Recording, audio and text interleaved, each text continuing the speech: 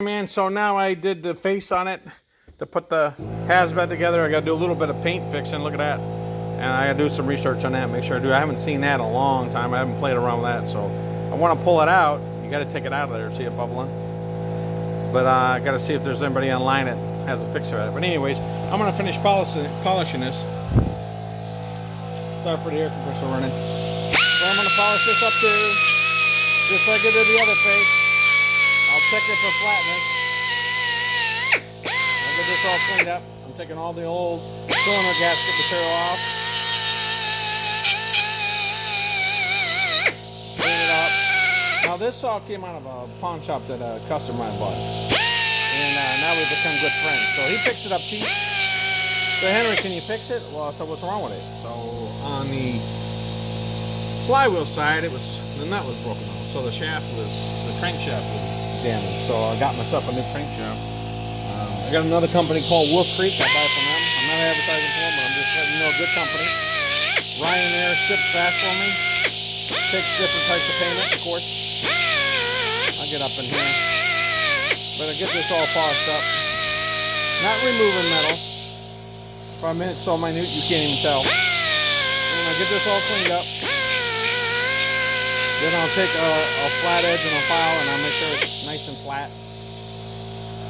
That way it can receive the cylinder gasket. Like I said, don't put it in your vise and pinch down hard on it. You don't need to get brutal with it. So anyways, so prep all your pieces. I prep all my stuff.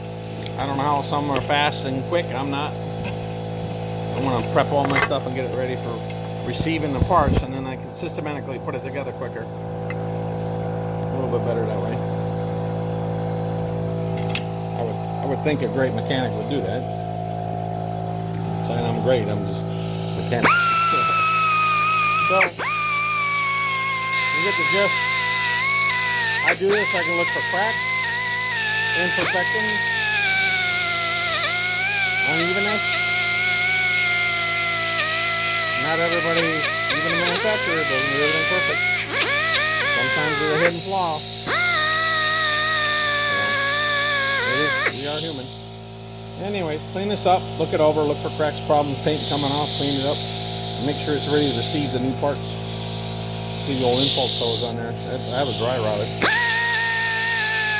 I don't think this has been in service a while. I kind of got a little fluff out of the whole deal, but I'll get it up running. That's my challenge. Because I like the challenge of getting up running, and I post a video of it running.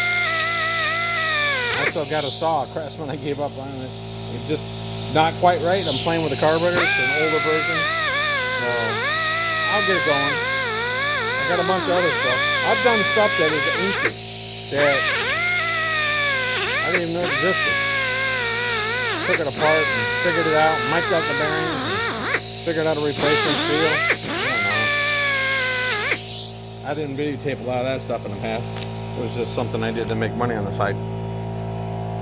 But I got that old Solo 655. I got that puppy running and looking nice. So, all right, I'm just chattering here just to kind of keep you busy while I'm cleaning it. So that's what I do. Prep all your parts. I didn't mess with the coil, but I will check it again with my tool. I got all my tools set up to put my bearings in. That'll be the next segment, is pounding in the bearings. And I love this little vise. This little vise is perfect for that. It sits flush. It holds it steady, so when I am impacting them back in, I don't worry about bending the aluminum or cracking something. So we'll go over that segment here in a little bit. All right, Henry Wiederman out. Have a good night.